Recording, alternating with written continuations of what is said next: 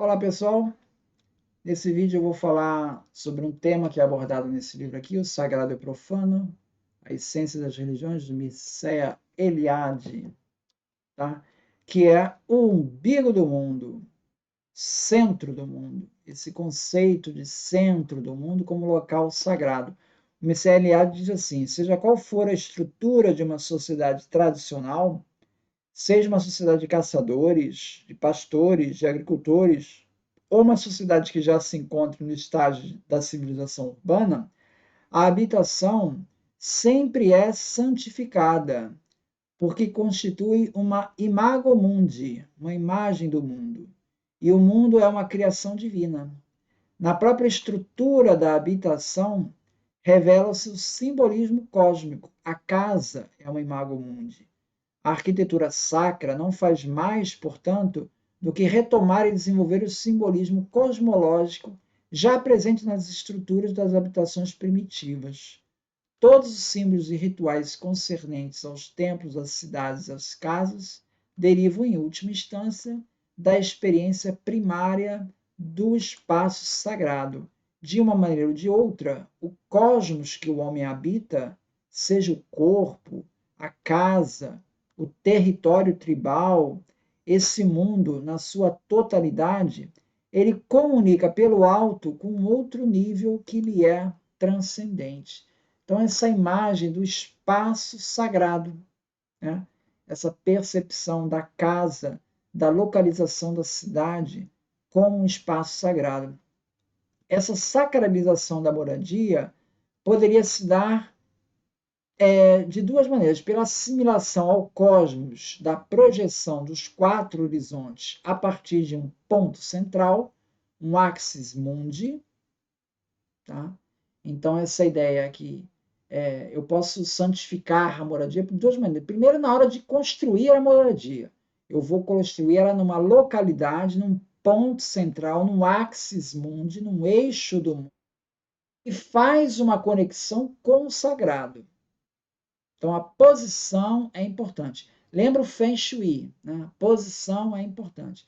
A segunda maneira de santificar é pelo ritual, né? Simplesmente santificar uma casa. Então, essa primeira maneira, o Mircea Eliade vai se referir ao poste Kaua-Aua, dos australianos Ashipade, tá? Onde existe um tronco de eucalipto, né? São indígenas lá da Austrália, né? Eles têm um tronco de eucalipto onde o ser divino Numbacula teria construído um poste sagrado, seria o Kaua Aua. E depois de ter ungido com sangue, trepou nesse poste e desapareceu no céu. Então é esse mito que existe aí entre os australianos Ashipade, Ashilpade. Esse poste possui, portanto, uma função cosmológica, ele tem um alinhamento com o divino e representa um eixo cósmico, pois foi a volta desse poste é que o território habitável será construído. Então, ele transformou-se num mundo. Esse conceito remete a diversos aspectos.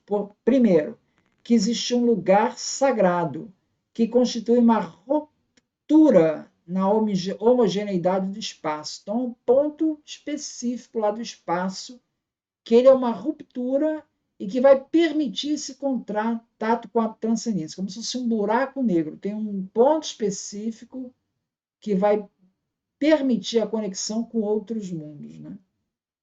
Dois, essa ruptura é simbolizada por uma abertura, que se constitui a passagem de uma região cósmica a outra, né? Do céu para a terra, da terra para o céu. Terceiro, a comunicação com o céu é expressa por meio de uma imagem. Essa imagem pode ser um pilar, no caso aí da, da Austrália, né? Os aborígenes, pode ser uma escada, como aparece no simbolismo da escada de Jacó, conecta terra com o mundo celestial, pode ser uma montanha, pode ser uma árvore sagrada. Quarto, em torno desse eixo cósmico, estende-se o mundo, o nosso mundo. Logo, o eixo encontra-se ao meio, no umbigo da Terra. Esse ponto que faz a conexão, esse ponto de ruptura, é o centro do mundo, é o umbigo da Terra. Essa, bom, aí você vai dizer assim, poxa, mas então tem vários centros de mundo. Pois é, essa pluralidade de centros do mundo não traz qualquer problema ao pensamento religioso primitivo, porque ele não está raciocinando em termos geométricos. Ele trata-se de um espaço existencial e sagrado, suscetível de uma infinidade de rupturas. Né? Finlay, quando ele analisa lá o oráculo de Delfos, né, ele observa que o oráculo de Delfos ele era conhecido também como o umbigo do mundo, o Ónfalos. Segundo Pausanias, o ônfalo era o símbolo do centro cósmico, onde se cria a comunicação entre o mundo dos homens e o mundo dos mortos e o mundo dos deuses. Veja a similaridade desse conceito com o dos aborígenes australianos, que não teria nenhuma conexão. Né? O oráculo de Delfos estava localizado nas encostas do Monte Parnaso, dedicado inicialmente ao culto de Géia e Poseidon, e depois a Apolo. O ônfalo é uma palavra de origem grega que significa umbigo.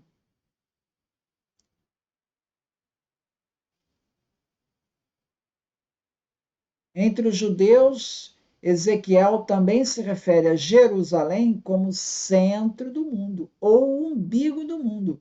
Isso aparece em Ezequiel 38:12 ou 5:5. Isaías anuncia que na renovação da criação, Jerusalém será designada por um novo nome. Isaías 62:2. E os gentios verão a tua justiça, e todos os reis a tua glória, e chamar-te-ão um novo nome, que a boca do Senhor designará. O Talmud ainda é mais eloquente, diz assim: como o umbigo está localizado no centro do homem, assim Israel está no centro do mundo. Então, essa ideia de uma Jerusalém celeste, de uma Jerusalém terrestre, de uma conexão entre a cidade e o cosmos. Né? Mircea Eliade destaca que o homem religioso desejava viver o mais próximo possível do centro do mundo. Havia um simbolismo cosmológico nas cidades, de modo que as habitações reproduziam, em escala microscópica, o universo. Miceliade diz assim: a experiência religiosa implicada no simbolismo do centro parece ser o seguinte: o homem deseja situar-se num espaço aberto para cima, quer dizer, em comunicação com o mundo divino. Viver junto de um centro do mundo equivale, em suma, a viver o mais perto possível dos deuses. A partir do centro, projetam-se os quatro horizontes, nas quatro direções cardeais. Em Waropen, na Nova Guiné, a casa dos homens, né, dos sacerdotes, ela encontra-se no meio da aldeia. A cabana sagrada onde se faziam as iniciações religiosas representa o universo. O telhado representava a cúpula celeste e as colunas que o sustentam representam os quatro pilares que sustentam o céu.